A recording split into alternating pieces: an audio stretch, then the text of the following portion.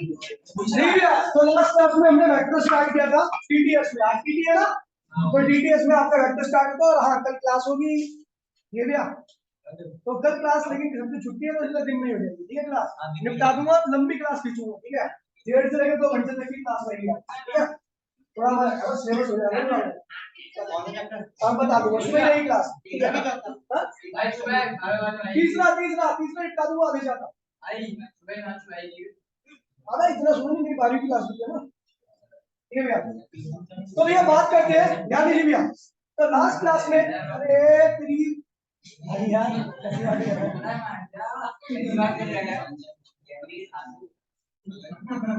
यार तो मैं बोलूँ तेरी मम्मी से बता दूंगा कितनी। तो देखिए लास्ट क्लास में हमने स्टार्ट किया था वेक्टर चैप्टर का नाम था भैया vector motion in a plane. Motion in a plane मैंने आपको बताया था मोशन का प्लेन का मतलब क्या होता है कि जब भैया किसी भी, ये आपका क्या है भैया एक्स एक्सिस है और ये क्या है भैया वाई एक्सिस है। तो ये जो होगा उसे क्या कहेंगे भैया प्लेन। इसके क्या कहेंगे स्ट्रेट लाइन, इसको क्या कहेंगे लेकिन इसको क्या कहेंगे जो मोशन यहाँ पर होगी क्या कहलाएगी या टू डायमेंशन। याद है? फिर मैंने आपको बताया था भैया कि मैंने हमारे पास 3 टाइप की क्वांटिटी होती है।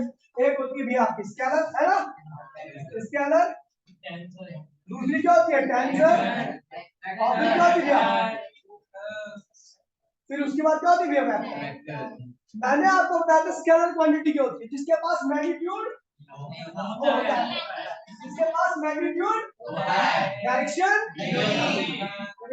उसको नॉर्मली हम ऐसे ही ऐड कर देते हैं। मान लीजिए थैले में 50 गेंद पड़ी है, हर गेंद का मास क्या है भैया अलग अलग है, तो आपको कुल मास निकालना है। तो आप क्या करोगे सारे मासेस को एज इट इज क्या करोगे जोड़ दोगे। आपको इससे कोई फर्क नहीं पड़ता कि ये बॉल कहां पड़ी है, ये बॉल कहां पड़ी है, बॉल ऊपर है ये बॉल नीचे, ऐसा कुछ फर्क पड़ता है क्या। आपको कुल मास निकालना, आपने क्या किया नॉर्मली ऐड अप कर दिया। ठीक है, तो ये ऐसा नॉर्मल एडिशन आप हमेशा क्या कर सकते हो स्केलर क्वांटिटी के साथ करते हो। किसके साथ करते हो, तो स्केलर क्वांटिटी ऐसी क्वांटिटी होती है जिनके साथ नॉर्मल एडिशन हम अप्लाई कर सकते हैं, जिनके पास केवल क्या हो गया मैग्नीट्यूड और डायरेक्शन का नाम अनुसार सोचिए भैया। ऐसी चार्ज है, मान लीजिए बॉडी के अंदर बहुत सारे चार्ज है, आपको कुल चार्ज निकालना तो क्या करेंगे एक चार्ज प्लस ये वाला चार्ज प्लस वो वाला चार्ज प्लस ये वाला फलाना चार्ज दिमाग का चार्ज, समझ गए सारे चार्जेस को क्या करोगे एज इट इज जोड़ दो, कोई दिक्कत नहीं है, समझ गए। तो इसलिए हम इसको स्केलर कहते हैं, समझ गए, जिसके पास केवल क्या हो मैग्नीट्यूड नो डायरेक्शन। ऐड करते वक्त आपको किसी प्रकार की कोई पोजीशन देखने की आवश्यकता नहीं, कोई दिक्कत नहीं होगा। फिर उसके बाद भैया आता है टेंसर क्वांटिटी। क्या आता है भैया ठीक है, टेंसर क्वांटिटी ऐसी क्वांटिटी होती है जिसके पास मैग्नीट्यूड डायरेक्शन भी होती है, लेकिन क्या दिक्कत आ गई इसके साथ वेक्टर एडिशन हो तो फॉलो नहीं करता। क्या है ये बवाल है क्या नहीं, देखिए भैया वेक्टर एडिशन हो तो समझिए। ठीक है, आप मान लीजिए फोर्स यहाँ पर है, ये 2 न्यूटन का फोर्स है, ये 4 न्यूटन का फोर्स है। बताइए इस बॉडी को कुल कितना फोर्स बताइए 2 न्यूटन का, आपने घटा दिया। अब इसी फोर्स को यहाँ पे लाकर दीजिए 4 न्यूटन का, अब इस बॉडी पे कितना फोर्स लगा है 6 न्यूटन का। तो आप देख लो कि यहाँ पर जो रिजल्ट है वो इन दोनों वेक्टर्स के पोजीशन पर डिपेंड कर रहा है। अलग अलग पोजीशन पे रख रहे हैं तो रिजल्ट क्या हो रहा है अलग अलग आ रहा है। यहाँ पर आपका रिजल्ट अलग अलग पोजीशन, 2 ही क्वांटिटी के बीच 2 क्वांटिटी मैंने फिक्स कर दी, उनको अलग अलग पोजीशन में रखा और आपका रिजल्ट क्या हुआ है अलग अलग आता है। तो ऐसी क्वांटिटी को हम क्या कहते हैं वेक्टर कहते हैं। लेकिन जिसमें ऐसा नहीं होता मैग्नीट्यूड भी हो डायरेक्शन भी हो, लेकिन ऐसा ना हो क्या, देखिए जैसे करंट हो गया, आपने एक वायर लिया, यहाँ से करंट आ रहा है 2 एम्पीयर, यहाँ से आ रहा है 4 एम्पीयर, यहाँ से कितना जाएगा 6 एम्पीयर। अब इन दोनों वायर के बीच में कोई सा भी एंगल रहेगा, करंट यहाँ पर हमेशा क्या आएगा 6 एम्पीयर जाएगा, समझिए 6 एम्पीयर से ज्यादा इसमें चेंज आने वाला नहीं है, हमेशा करंट क्या रहेगा आपका 6 एम्पीयर। देखिए और मैं बता दूं करंट के पास मैग्नीट्यूड भी होता है और डायरेक्शन भी होती है। मैग्नीट्यूड क्या 2 ampere 4 ampere 10 ampere 20 ampere 50 ampere ये क्या है मैग्नीट्यूड है। और डायरेक्शन क्या होता है करंट की पॉजिटिव टू नेगेटिव, यानी करंट के पास मैग्नीट्यूड भी है और डायरेक्शन भी है। ये क्या है भैया टेंसर क्वांटिटी है, क्या है भैया समझिए भैया, क्योंकि आप एंगल चेंज कर रहे हो यहाँ पर दो दो वैल्यू के बीच में, लेकिन उनका रिजल्ट चेंज जब 2 वैल्यू के बीच में एंगल मैग्नीट्यूड के हो डायरेक्शन के हो, लेकिन उन 2 वैल्यूज के बीच में एंगल कोई सा भी रखो रिजल्ट हमेशा एक ही है। ऐसी क्वांटिटी को कहते हैं भैया टेंसर क्वांटिटी, क्या कहते हैं। फिर मैंने बताया था भैया वेक्टर, वेक्टर के पास क्या होता है? मैग्नीट्यूड, डायरेक्शन भी, ट्रायंगल लॉ, एडिशन लॉ को फॉलो करता है, एडिशन लॉ को फॉलो करता है। ऐसी क्वांटिटी को हम क्या कहते हैं भैया? एडिशन लॉ को फॉलो करने का क्या मतलब बच्चा? तो मैंने बोला भैया इन दोनों फोर्स को ऐसे लगाओ तो रिजल्ट क्या आएगा? F1 plus F2। बोला हाँ।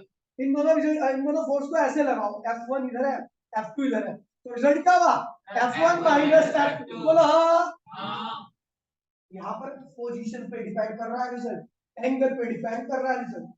तो यहाँ पर ऐसी क्वांटिटी जिसके पास मैग्नीट्यूड हो, डायरेक्शन हो और उनका रिजल्ट एंगल पे भी डिपेंड करे, तो ऐसी क्वांटिटी को क्या कहते हैं भैया? ऐसी क्वांटिटी इसके पास डायरेक्शन हो लेकिन रिजल्ट एंगल पर डिपेंड, ऐसे को क्या कहते हैं भैया? और ऐसी क्वांटिटी को इसका जिसके पास ना मैग्नीट्यूड हो, डायरेक्शन नहीं, नॉर्मल एडिशन लगे, कोई गणित लगानी ना पड़े, समझ गए भैया? ऐसी क्वांटिटी को क्लियर है। फिर मैंने आपको बता दिया रिप्रेजेंटेशन ऑफ वेक्टर, क्या बताया था? Representation of vector.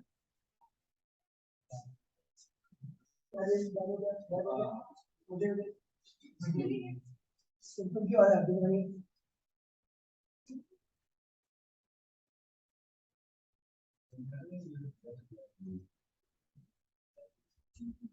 सर ये कौन सा चैप्टर है, किसने पूछा है? अमीशन ऑन, अच्छा अमीशन चैप्टर नंबर 4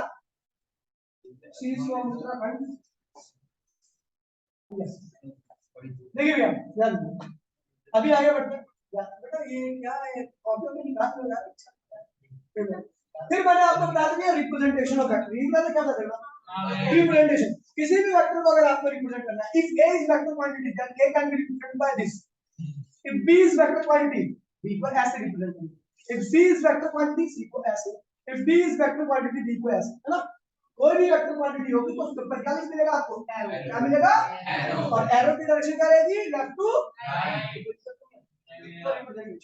अब देखिए तीर से भी दिखाते हैं, बोलेगा ए वेक्टर है, ये वेक्टर है, ये तो उसका सिंबल है, ये वेक्टर है, ये उसका क्या है? सिंबल। इसकी लंबाई यहां से यहां तक की जो लेंथ है क्या है भैया? इसको बोलते हैं मैग्नीट्यूड। और इसको जो हेड, इसको बोलते हैं टेल, और इसको क्या कहते हैं भैया? हेड। ये भैया टेल हेड। और ये क्या भी है? इसकी डायरेक्शन।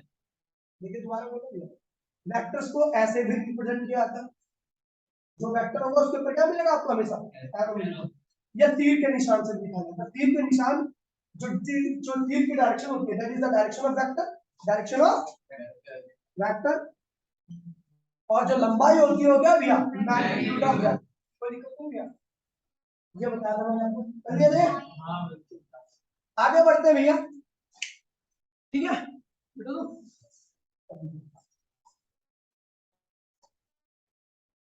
हो गया? देखिए भैया अब जो हम वेक्टर हम यूज करेंगे उसमें हम डायरेक्शन यूज करेंगे, तो डायरेक्शन किस प्रकार से होगी? तो देखिए भैया मैं आप एक साइड में बनाता हूँ एक चीज, ये क्या है? Coordinate system. क्या है? कोऑर्डिनेट। ये x है, ये y है, और ये क्या है भैया? x की डायरेक्शन को i कैप से दिखाया जाता है। किससे दिखाया जाता है? y की डायरेक्शन को किससे दिखाया जाता है? j कैप से। क्या? और z की डायरेक्शन को k कैप से। किससे दिखाया जाता है? अब एक बात बता दूं आपको मैं, इसके उल्टा क्या होगा? Minus sign. इसका उल्टा क्या होगा? और इसका उल्टा क्या होगा? माइनस। ठीक है? तो उल्टी डायरेक्शन को दिखाने के लिए, पॉजिटिव डायरेक्शन को दिखाने के लिए इनका इस्तेमाल होता है, विपरीत उल्टी डायरेक्शन को दिखाने के लिए आप नेगेटिव टर्म का यूज करो। समझ गए भैया? अब देखिए type of vector on the basis of dimension, on the basis of dimension। आप ध्यान दीजिए, समझिए, लेकिन घर पे लिख सकते हो, वीडियो मिल जाएगी, नोट बना लो। अभी लिखने की आवश्यकता नहीं है, पहले समझने पे छोड़ा है, पूरा दिमाग एकदम समझने पे किया, लिखोगे बाद में लिखोगे, वीडियो तो नेट तो सबको मिलता है, ठीक है? अब देखिए भैया टाइप्स ऑफ वेक्टर में बात कर रहा हूँ 1D वेक्टर की। किससे बात कर रहा हूँ भैया? अब जैसा कि नाम ही पढ़ रहा है कि ये वेक्टर केवल एक लाइन में होगा, एक डायरेक्शन में होगा, उस वेक्टर के पास दो डायरेक्शन। ऐसा वेक्टर जिसके पास सिंगल डायरेक्शन होती है उसको हम क्या कहते हैं भैया? 1D vector. Single directional vector, single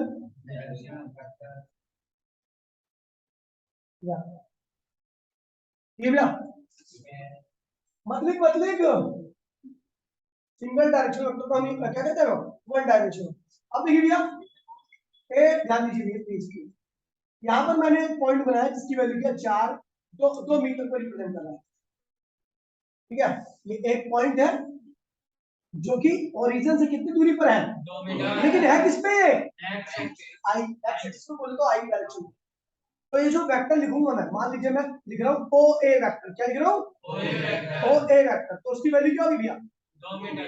तो किसके, ये तो 2 तो क्या हो गया, इसका मैग्नीट्यूड हो गया, डायरेक्शन क्या है इसकी, आई। ओहो लिख दिया मैंने वन डायमेंशन, समझ गया भैया। इस वन डायमेंशन वेक्टर के पास मैग्नीट्यूड क्या भी है, ये रहा लंबाई, और डायरेक्शन किसके नाम है भैया, समझ गया भाई। चलो ये मीटर है, बताओ ये बी पॉइंट है, तो ओ बी वेक्टर की वैल्यू बता दिया 6j क्या, कोई दिक्कत नहीं बेटा, ये वन डायमेंशन वेक्टर है, केवल एक डायरेक्शन में। मान लीजिए क्या बन रहा है, ठीक है, तो ओ सी वेक्टर इक्वल टू क्या हो गया, मैं तो 9वीं 10वीं पढ़नी चाहिए, सीधा इक्वेशन होती है, ये वन डायमेंशन वेक्टर, ठीक है भैया। और वन डायमेंशन वेक्टर को आप देख के बताओगे उसका मैग्नीट्यूड और उसकी डायरेक्शन, जैसे हमने इसको दे दिया, ये भैया वन डायमेंशन है, कैसे पता लगा, केवल एक डायरेक्शन में। अब मैग्नीट्यूड क्या है भैया, मैग्नीट्यूड, और ये क्या है, डायरेक्शन क्या है भैया, एक्स का मैग्नीट्यूड क्या है इसका, डायरेक्शन क्या है, मैग्नीट्यूड डायरेक्शन, कोई दिक्कत नहीं था, ये होता है वन डायमेंशन का, कोई दिक्कत नहीं है। अब आता है भैया 2D वेक्टर, क्या है 2D वेक्टर, 2 डायरेक्शनल वेक्टर, जो ऐसे वेक्टर्स जिनके पास 2 डायरेक्शन होती है, ऐसे वेक्टर्स को हम क्या कहते हैं भैया, 2 डायमेंशनल वेक्टर, ठीक है भैया। बताओ इसको लिखना किसी को क्या, ये घर में लिख रहे हैं, बहुत टाइम है, बहुत सारा सिलेबस है, और मार्क आ गया लास्ट में मैं उसी बंदे को रुमाल देता हूँ, उसकी परफॉर्मेंस पूरे साल नंबर लिखी रहती है। इसका उपाय भी है, इसको हल्के पानी में, ऐसे गर्म पानी में इसको डुबोया जाता है, कम से कम 4 घंटा इसको उबाला जाता है, और उसके बाद इसको निचोड़ा जाता है, एक बूंद बाहर निकलनी चाहिए, और उसको फिर वो जो पानी निकलता है थोड़ा बहुत, उसको फिर उबाला जाता है 6-7 घंटा, जब वो पानी इतना हो जाता है तो उसको हल्के चम्मच से सारी फिजिक्स की है, और अब तक सबसे बढ़िया परफॉर्म चल रही है ये संगमन, तू प्रबल आवेदार, मैं तो सबसे नीचे हूं, प्रबल आवेदार इसका, बेटा तो भाई एक चम्मच भाई आपकी लग रही है, हां हमें टेंसर उसके अंदर तो देखना ही है, हमें वेक्टर पूरी रखना है, एंड जाओ आप ये रन करो प्लीज,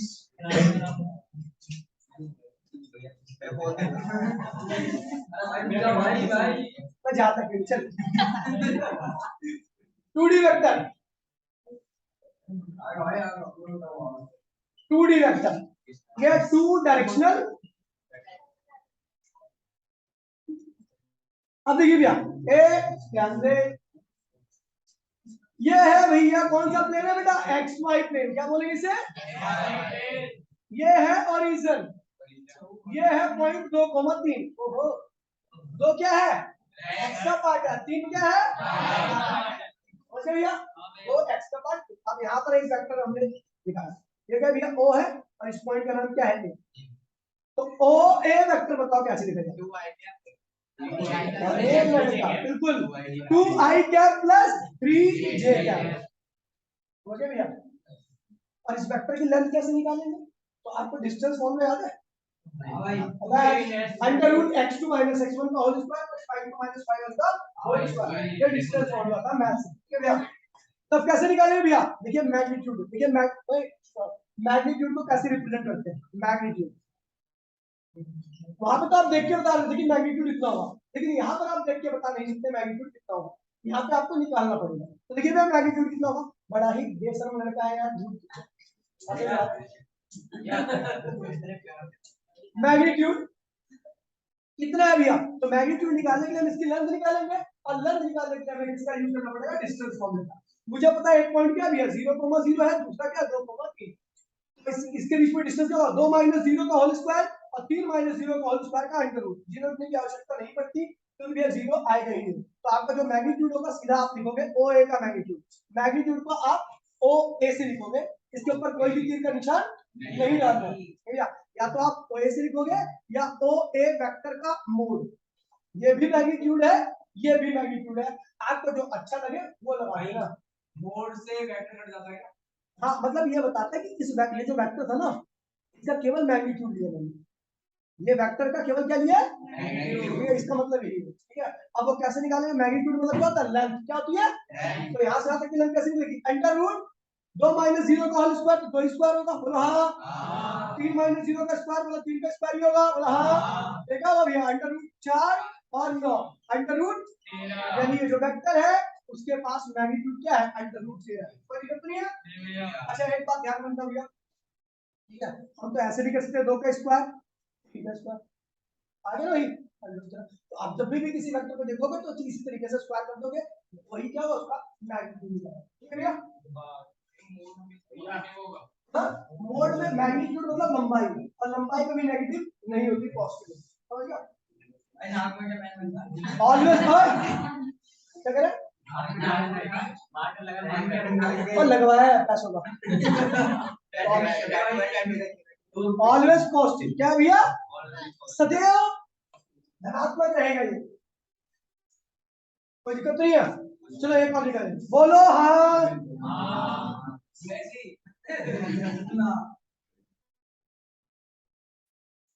लिखिए भैया इस वेक्टर का मैग्नीट्यूड, इस वेक्टर को लिखिए, इस वेक्टर का मैग्नीट्यूड भी निकालना है। ये माइनस में जा रहा है, हाँ माइनस XY प्लेन में है, जल्दी करो भाई कितना चलेगा, आपने तो बोला ठीक है, कॉपी के पीछे में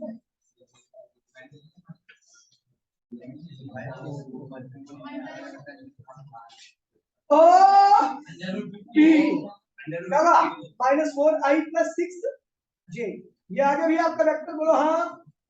किसका किसका ये है आई, और डायरेक्शन क्या होगी, अच्छा मैग्नीट्यूड क्या होगा OB, वेक्टर का मैग्नीट्यूड या OB नॉर्मली लिख दो, कैसे लिखेगा भैया -4 का स्क्वायर + 6 का स्क्वायर 24 36, क्या बन गया भैया आपका 60, क्या बन गया 60, क्या होता भैया पता नहीं क्या होता, छोड़ कौन बोल समझ गया, ये -4 24 से हो गया, हां यार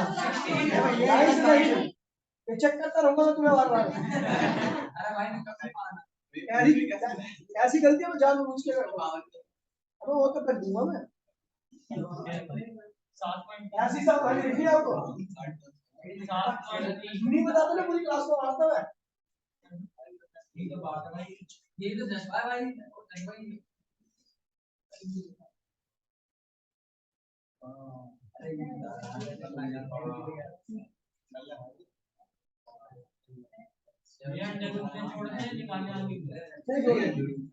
ये पॉजिटिव होगा नेगेटिव अरे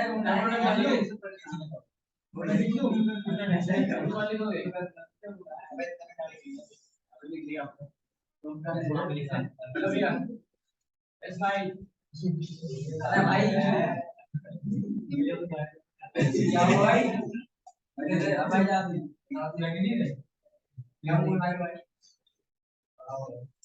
भैया आप किसी एनिमल की तरह सवाल जुगा लिखा है ऐसे हो गया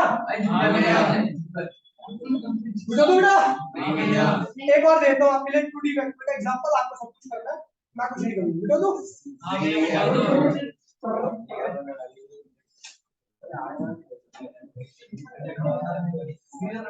ये -x, ये माइनस भाई, ये है -6 -7, ये है C पॉइंट, ये है O point, right down the vector and उसका मैग्नीट्यूड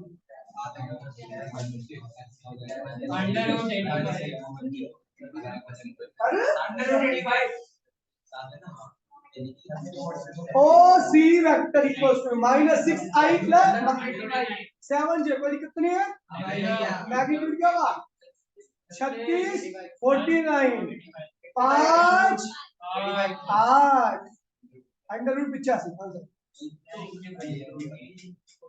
क्लियर है भैया 3D वेक्टर लिखिए भैया 3D वेक्टर क्या जरूरत है यार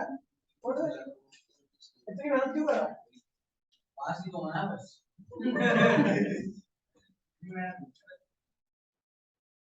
रूम करने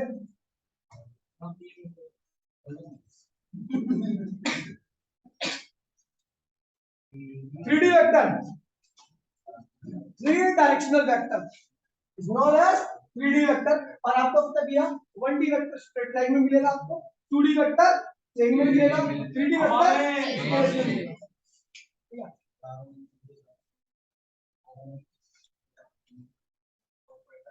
है बहुत पढ़ रहा है बहुत पढ़ रहा है रात को 9 से 12 पढ़ी रहा है ये चुप हो जाओ ये कौन सा स्पेस है एक्स वाई जेड स्पेस है ये यहाँ पर कोई पॉइंट है वो मैं यहाँ पर तो बना नहीं सकता ठीक है भैया तो मैं यहाँ बना दूंगा समझ गया स्पेस तो ये होगा ना यहाँ पर नहीं बना सकता तो यहाँ पे आगे मैंने 2 3 6 ओ ए तो ओ ए वेक्टर की वैल्यू क्या है बेटा 2i 3j 6k भैया और ये डिस्टेंस कैसे निकलेगा तो वही formula O A equals to under root 2 का स्क्वायर 4 3 का स्क्वायर 9 36 13 49 7 इसका मैग्नीट्यूड अबे जिसका निकल रहा है निकाल दे रहा हूं इसको निकाल लेना है और देखोगे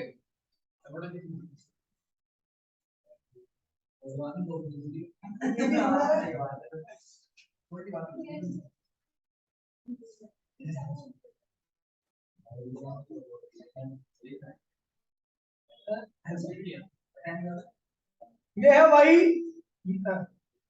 ये है जेड और ये बच हो जा माइनस यहाँ पर एक पॉइंट है -2,3,8 और ये पॉइंट है भैया ओ बी लिखो भैया वेक्टर लिख ले कॉपी में इसको ये रहा ये रहा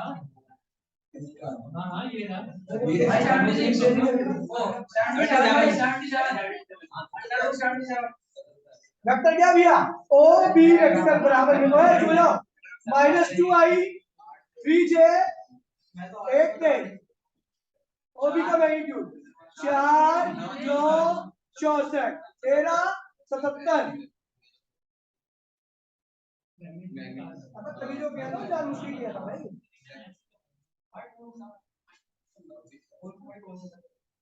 पागल हो रहे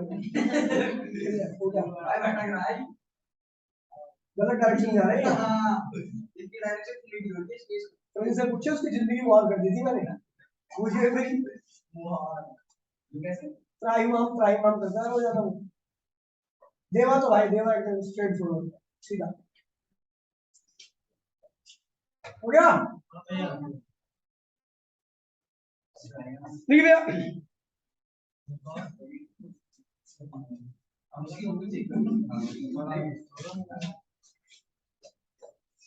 ठीक है भैया टाइप्स ऑफ वेक्टर ये डायमेंशन के आधार पर बताइए अब हम टाइप ऑफ वेक्टर पढ़ेंगे ठीक है भैया डेफिनेशन नहीं लिखूंगा √77 बिल्कुल प्रियंका तू ऑफलाइन आएगी आज के बाद से कल के बाद से तेरे वहां से एक लड़की आ रही है उसके साथ आएगी तेरी गली के क्या नाम है दीपा दीपा नाम की लड़की दीपा झा कहाँ रहती है नेहरू गली में रहती है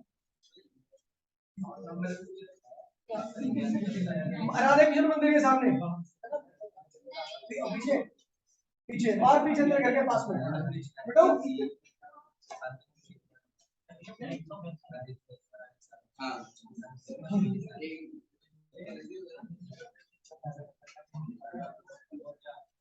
तो भैया हम टाइप ऑफ वेक्टर पढ़ रहे थे और टाइप ऑफ वेक्टर में जो सबसे पहला टाइप है इसे कहते हैं भैया इट इज इक्वल वेक्टर क्या है भैया बेसिस के डायमेंशन पे अलग से ये अलग बेस है, इसका बेस अलग है। ठीक है, तो इक्वल वेक्टर है अभी मैं तो अभी ध्यान ए और बी ये दोनों क्या भैया इक्वल वेक्टर है। क्या भैया इक्वल वेक्टर। अगर ये इक्वल होंगे तो इसका मतलब ये होगा कि दोनों का मैग्नीट्यूड क्या हो गया बराबर होगा एंड दोनों की डायरेक्शन क्या होगी। डायरेक्शन को क्या से लगा देते दिखाते भैया, जैसे x की डायरेक्शन को i क्या, y की डायरेक्शन को यहाँ पर a वेक्टर है तो मुझे क्या पता इसकी डायरेक्शन क्या है, ये i के अलावा समझ गया। तो मैंने क्या लगा दिया इसकी डायरेक्शन को, इस वेक्टर की डायरेक्शन को a क्या लगा दिया।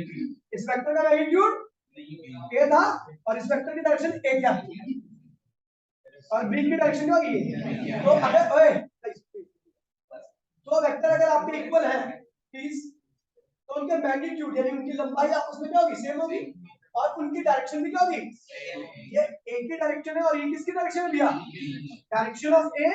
भाई ध्यान दीजिए प्लीज, डायरेक्शन ऑफ ए और ये क्या भैया डायरेक्शन ऑफ ये क्या भैया मैग्नीट्यूड ऑफ ए और मैग्नीट्यूड ऑफ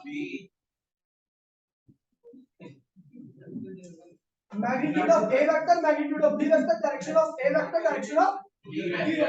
ओए इसे कहते हैं इक्वल वेक्टर। भैया परिभाषा कोई परिभाषा नहीं, 11th क्लास में परिभाषा नहीं लिखने के बाद भी आपको चीजें समझ में आनी चाहिए। क्या बोलो करी तो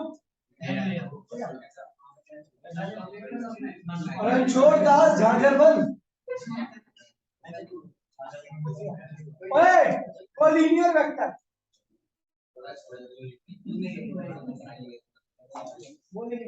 कोलिनियर वेक्टर कौन से वेक्टर होते हैं।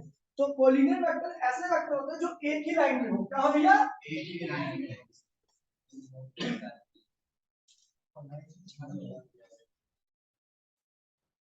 तीनों वेक्टर क्या है भैया एक लाइन में है, इन्हें कोलिनियर वेक्टर कहते हैं। अगला टाइप क्या है भैया को प्लेनर वेक्टर। ये एक्स वाई प्लेन है बोलो हाँ। तो इस प्लेन में जितने भी वेक्टर होंगे सब क्या करेंगे भैया को प्लेनर वेक्टर। क्या करेंगे क्योंकि इनका प्लेन क्या है एक्स वाई है। समझ गए, ए वेक्टर मान लीजिए ये है, बी वेक्टर ये रहा, सी वेक्टर ये रहा, डी वेक्टर ये रहा, तो सबका प्लेन एक ही है एक्स वाई प्लेन है। तो ये क्या लेकर आएंगे को प्लेनर वेक्टर। अगला अब जो एक ही प्लेन में जितने भी वेक्टर जैसे एक्स वाई प्लेन है इसमें कौन कौन से वेक्टर लिख रहे हैं ए बी सी डी, ये सब क्या करेंगे को प्लेनर वेक्टर। ठीक है, अब एक ही प्लेन में है भैया इस दीवार में जो भी ड्राइंग बनाऊंगा वो सब को प्लेनर रहेगी। क्या रहेगी लेकिन उस दीवार की जो ड्राइंग रहेगी वो इसके प्लेन के एग्जैक्ट नहीं रहेगी। समझ गए, दोनों का प्लेन अलग अलग रहेगा। हाँ इस रहेगी इस प्लेन की। समझ गए, देखिए भैया अगला को इनिशियल वेक्टर। क्या भैया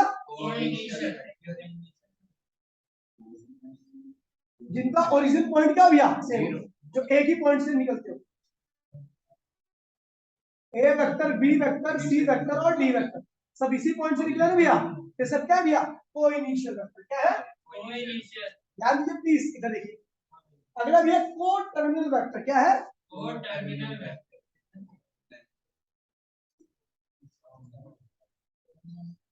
जिनका एंडिंग पॉइंट क्या भैया A vector B vector C vector सबका एंडिंग पॉइंट क्या भैया यहाँ पे क्या इक्वल वेक्टर।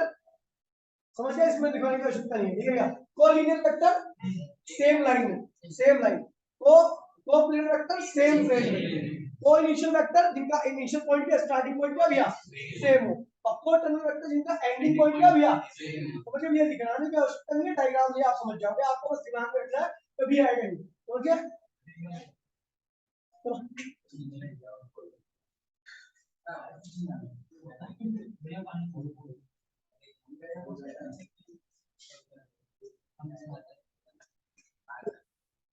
हो गया भैया। अब देखिए भैया वैसे तो अभी और टाइप है ठीक है, लेकिन मैं एक बड़ा महत्वपूर्ण वेक्टर का बता रहा हूँ। ये देखिए position vector, position vector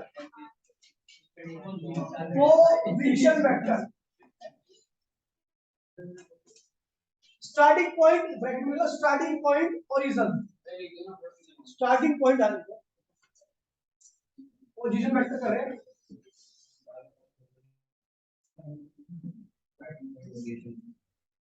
starting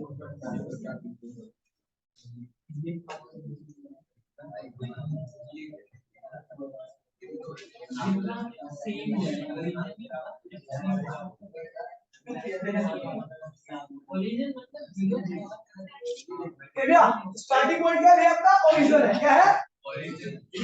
तो ओए ओ पॉइंट है, ओ मतलब ओरिजिन, 2,3। तो ये भी पोजीशन वेक्टर है। क्या है ये?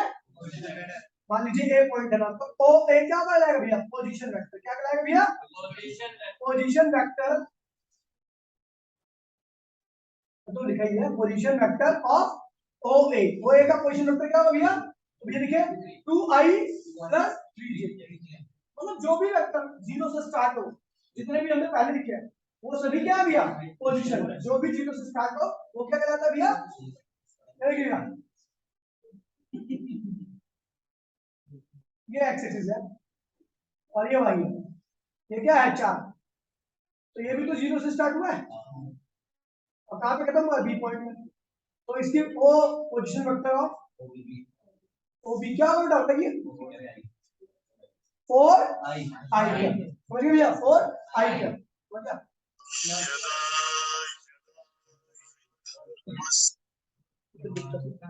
ये है, समझ गए? भैया वो वाला पॉइंट नहीं है।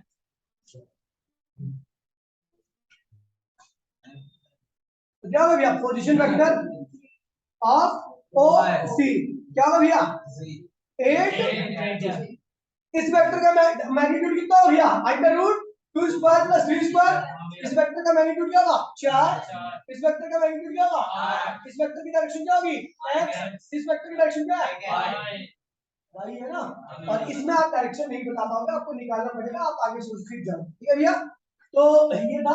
ठीक है, कल हम करेंगे करना है एक बार पोजीशन वेक्टर बताओ। अब जो भी वेक्टर, जितने वेक्टर तुमने लिखे ना सब पोजीशन है।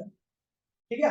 जो वेक्टर ओरिजिन से स्टार्ट हो, जिसका स्टार्टिंग पॉइंट क्या हो, खुद ओरिजिन हो, और भाई ये क्या नाम है? फोर टर्मिनल और जिनका एंडिंग पॉइंट सेम होता है, जो एक ही पॉइंट पर एंड होते हैं। तो भाई ये पोजीशन है कि नहीं है? मतलब भैया मेरी बात, पोजीशन तो सारे हैं। पोजीशन वो सारे वेक्टर्स होते हैं जिनका स्टार्टिंग पॉइंट क्या हो? 0 हो। ये 0 से स्टार्ट हो रहा है, ये भी पोजीशन है। ये 0 से स्टार्ट हो रहा है, यही पोजीशन है। ये 0 से स्टार्ट हो रहा है, यही पोजीशन है। जो भी वेक्टर 0 से स्टार्ट होते हैं, ऐसे वेक्टर्स को हम कहते हैं भैया पोजीशन वेक्टर कहते हैं। क्या भैया? और भाई ये फोर टर्मिनल ये 0 से स्टार्ट होता है। अरे यार, कहीं से कोई वेक्टर कहीं से भी स्टार्ट हो सकता है। मैं ये बोल रहा हूँ जो भी 0 से स्टार्ट हो। अच्छा, तो कल आपकी जो क्लास रहेगी ना, वो रहेगी उसकी हिमांशु की है। 3 घंटे के लिए भाई, वो भी 2 घंटे के लिए है। मान लो अभी 2 घंटे के लिए कितना लेंगे? सुबह कह रहे हैं भाई, बता दें भैया सुबह 11 बजे। चलो फिर मेरी 12 बजे से। ठीक है क्लास? चलो 3 घंटे के लिए। हाँ